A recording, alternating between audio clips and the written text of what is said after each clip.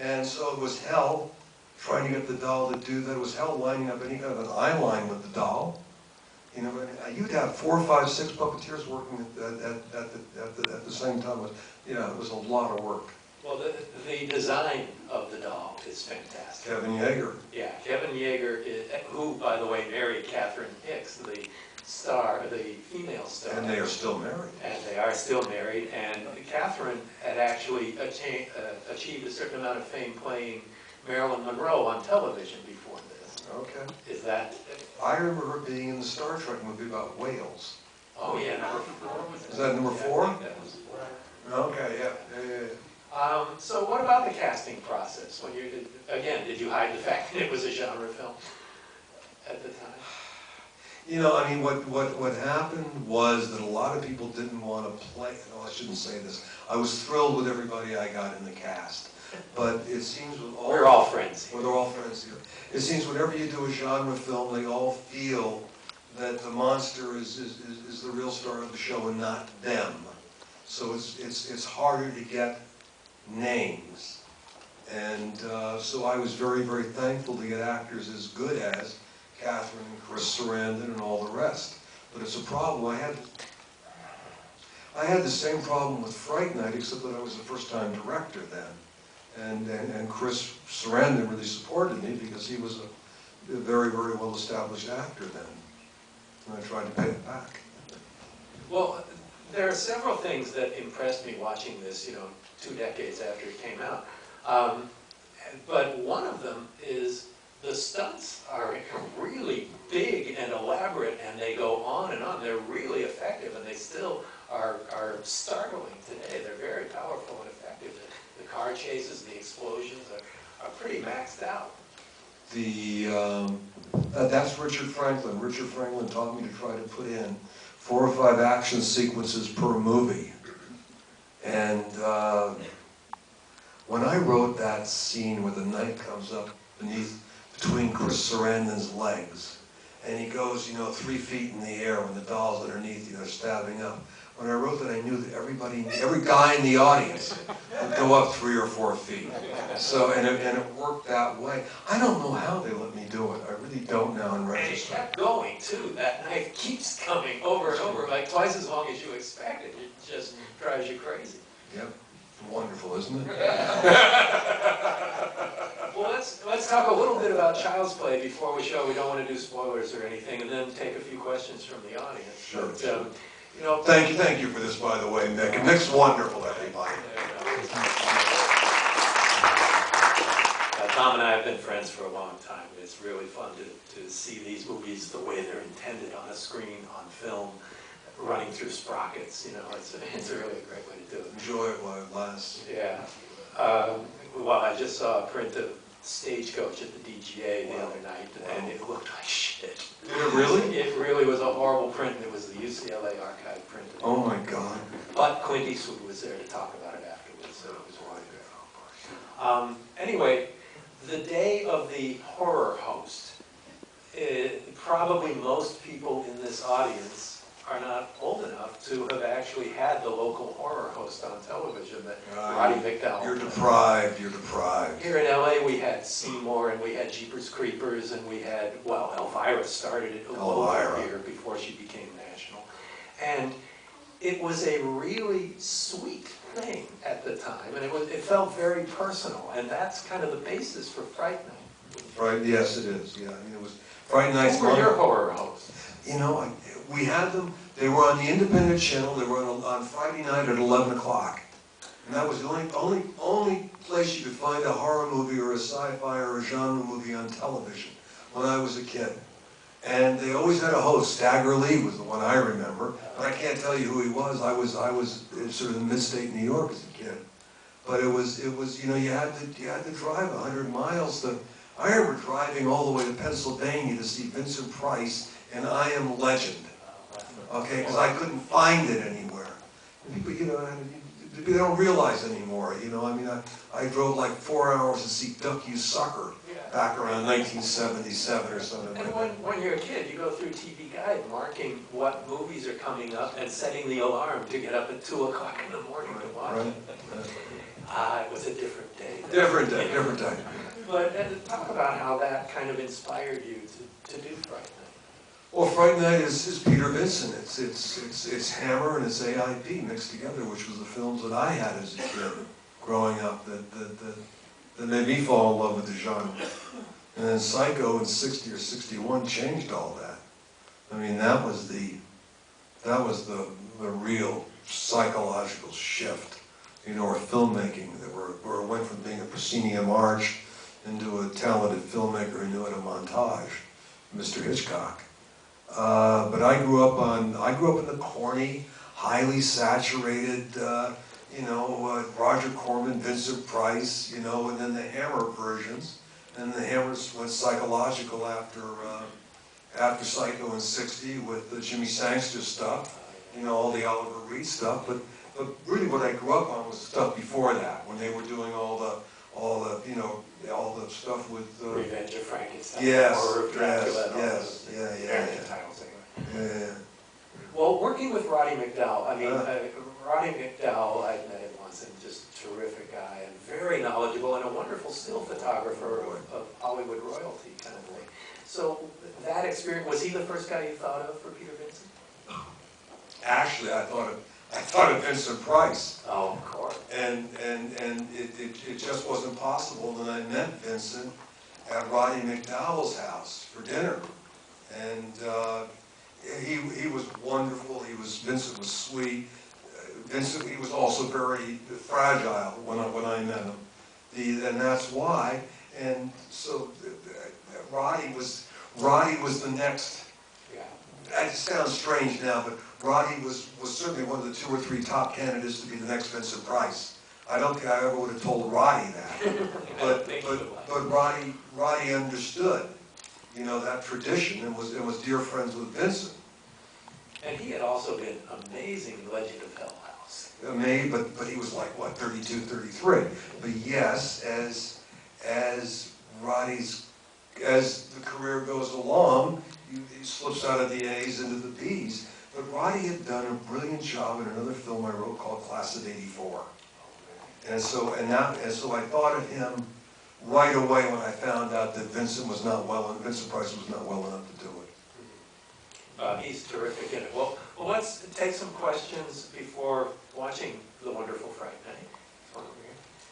Yeah, I thought you used the Chicago setting really effectively with the cold and the urban desolation, and I was just curious, why did you choose Chicago, and how did you work that into your themes and your story, the palette, all the other things you were talking about? You know, I can't remember now why we shot there. I mean, you needed a big city. And I think we had a choice, and we went up and looked at San Francisco. And I don't remember tax things working at the time. I don't think that was part of it. I think I chose it because it had the buildings. I also knew it because I had spent my freshman year I spent at Northwestern. So I was familiar with the city. And then we looked, but then I went with John DeCure Sr., and we location scouted, and you know, and really I was able to make it bigger. I was trying to elevate it, and that's what it did. And that's the answer to the action sequences, too. Over here. I just wanted to say, Fright Night, all-time favorite horror movie. Thank you. But beyond that, did you ever have any other plans to continue with sequels, and what do you think of the new one that they're doing? I think it's a wonderful compliment. The good news is they're doing it. The bad news is they're doing it. I wish them the best. I hope it's huge, and I hope it's wonderful. And you know, and I just wish all of them the best. I thought it was a great cast, talented director. You know, that it's the same story. They modernized it, which, you know, I mean, I think it's a wonderful compliment. And I pray to God that it's a wonderful, brilliant movie. And I hope they make $1 gazillion and do 10 more. Somebody else? Yeah, you see, you can't not. You know what I mean? It's on one hand you feel like, well, gosh, you know, why? Because this one, you know, works. But at the same time, you realize that Hollywood now is about risk reduction. It's about containing and controlling risk because of the cost of these things. And frankly, people said the same thing about Psycho 2 before it got made. They were killing us before before we even started on that one. Both of us got kickstarts from sequels. There you go. Doing that stuff. Yeah, you started here. So yeah, I'm sorry. Who brought the voodoo elements into? Oh, I did. I had to justify. I had to come up with some way to motivate that doll and make that doll murderous. Because the more murderous the doll, the more sympathy you felt for the little boy, who was naive and at first had thought the doll was his best friend, and the mother. Just before that, I had done Cloak and Dagger. Cloak and Dagger ostensibly was a remake of The Window, and of course it wasn't. The Window is Cornell Woolrich's adolescent version of Rear Window. The Window is with the boy. This is back in 1947. That's right. Rear Window is the adult version. And Cornell Woolrich is one of the great unsung heroes of source material for these kinds of movies. There's like 50 movies or something made off of his books and his short stories. Anyway, Cloak and Dagger was how to make that, because it was too thin then. Too thin now to make it work. So it was how to give that more to make it work. And it was the same problem with Child's Play. So it was trying to solve the problems of how to make it relevant for an audience today. I think human values are inalienable. They keep on. They never change. There's good, there's bad, there's jealousy, there's greed. All those things that are the Aesop's fables. They still work in movies. Just when you get more sophisticated, you hide them. And so I needed the voodoo chant to justify having a serial murderer inside a doll's body. How was I going to explain that? But I knew this. That's why the chanting is silly. But you're so into the movie, and you're so into the mother saving the little boy and this doll, which is now how bad the doll is. So that doll isn't fucking around. I mean, the doll is going to carve you up if it gets a chance. And once you have that going on, because the motivations are real enough and you care enough about the people, it elevates the story beyond being kitsch. And I don't want to put anything down, but every other doll movie that you've seen outside of Trilogy of Terror really somehow they always have silliness in them, Right. But this didn't feel silly, and to me anyway, because I cared about the people, because this is just a very strong thing to care about. That's what you need for the suspension of disbelief. If you're enjoying the movie, you're willing to suspend your belief about these things. If you're not enjoying it, it's dumb shit. Well, I mean, it's intriguing because it seems like he has this whole backstory that you barely touch on. I mean, especially seeing the art on the walls was a great way to express that. Well, you hear what the little boy's watching when he's sitting there playing with the doll is the news report on the hillside strangler, was that the shoreside strangler? What was it? I forget what it was now. Lakeshore strangler. Yes. Well, you hear that and you're sitting there, the little boy's playing with the doll, and you know what's inside that doll. Nobody else does, but you do. That's Hitchcock with a bomb under the table. You know, but nobody else sitting at the table does, and that'll keep you going. Anybody else? I have a question about the ad campaign. You guys, when it was being sold, I'm not sure how involved you were with that, but was it hard to find a balance over how much you showed the doll and how much not in the original campaign? Like, what was the draw to get people in? Did everybody know it was a killer doll? Gosh, I really don't remember. I honestly don't. What I do remember is that they kept bringing in a balanced audience, which in those days, they didn't call it that, but all 4 quadrants. And everybody who was over 30 kept sitting on the response of the audience. And they kept screaming, give me teenagers, give me teenagers, and they never did. They got rid of that guy, that publicity guy, and they got another guy in, and he did an all teenage audience. And the numbers exploded and through the roof, because the audience could then go with it, and there was nobody sitting on it. There wasn't any 50-year-olds sitting on it. So I remember that. You always remember the cards. You always remember the numbers. Actually, I had a question about Fright Night, but there's an interesting thing about the publicity or the advertising campaign for Child's Play. Because I think this was the first film. The TV spots were those, man on the street thing, where they had, they interviewed. It was actually interviewing people. I thought that was Fright Night. Yeah.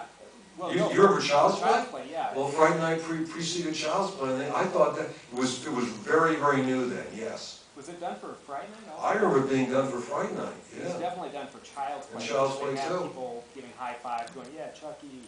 Okay. The question I had about Fright Night was, Speak up so they can hear you. I've always been curious about your choice of clips on TV and Fright Night. You didn't actually take the easy way out and reach into the Columbia vault. You had clips from Children Shouldn't Play with Dead Things and Octoman on TV. How did you?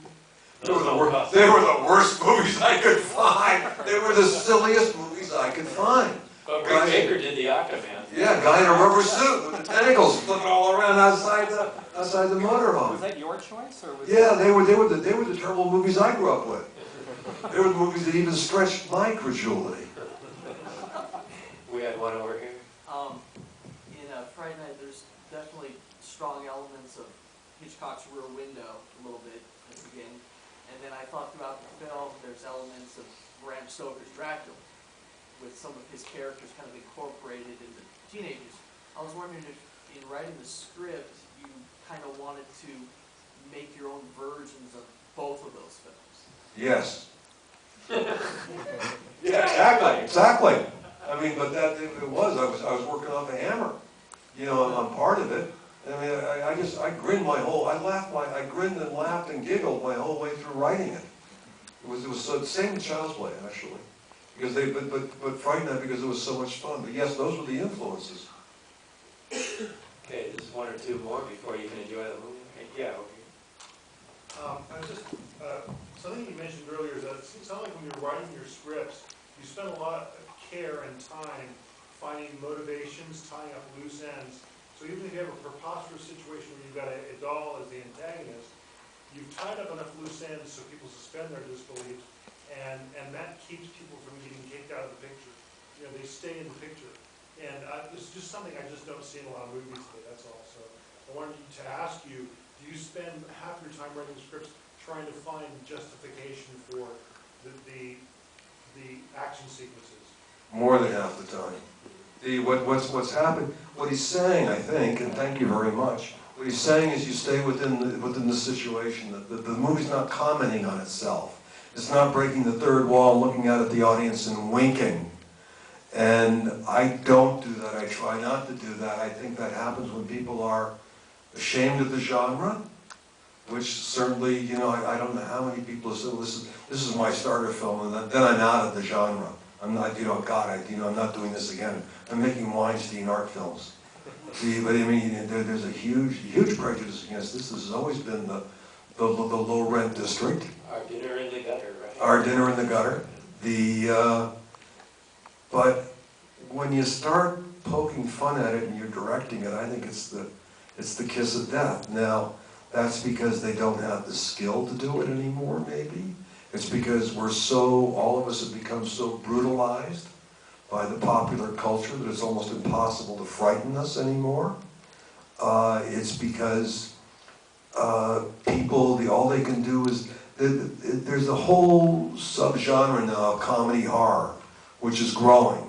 And I know a lot of the guys that are doing it, and I love them, but it's commenting on the genre. It's not saying I'm going to do a piece of drama that keeps you inside the situation. It's easy to be ironic. Yes. The easiest thing to do is to be ironic and wink and, not be serious about it. And a sincere film of any kind is always going to be more powerful, but particularly within this genre, which taps into things that we all feel and fear and, Very well said. Yes, and ironic. The 30-somethings are they're drowning in irony. They're dripping irony. They're dripping. Oh, really? One here? Yeah, go ahead. Here. Yes. Speaking of the genre of horror, what's your favorite part about working with it, specifically in Child's Play? Say again, what's my favorite? What's your favorite part of working within the genre? Working in horror, specifically with child's play. Like, what was your favorite part about it? Your favorite part about working within the horror genre, Yeah, particularly with child's play. Well, I thought it was a terrific idea because they'd seen Trilogy of Terror, and it was at that moment where they were starting to come out with microchips in dolls. And My Buddy was the one I was looking at specifically in the stores. Okay? In fact, I think the script may have been called Buddy or My Buddy originally. And you could take those dolls and they didn't give you a set response because the chip gave them a whole bunch of, are you tired? Fuck you. Are you tired? I want to go to sleep. I mean, whatever. But in the old days, you'd have a doll and you'd lift it up and it would cry, or you'd lift it up and say, I want some milk. But there were only like 2 or 3 phrases. We were just at the brink of the beginning of computers and microchips, and you didn't know what the damn doll was going to say. And so I thought it felt like the right time that you could believe that a little boy would be that the adults would accept a doll that was that responsive and that out of context, and it seemed it was technologically possible for the first time. If that makes any sense. Okay, one more. Way in the back here. I just want to say that I have a 13-year-old cousin and a 15-year-old cousin, and none of them will see any of the remakes. They only like the originals. Thank you. Thank you, thank you, thank you. That's the sincerest form of flattery. All right, I think we'll take a little break and then come back and see Fright Night. Thank you, Mick. Thank you, everybody. Thank you to the Aero Theater. Thank you.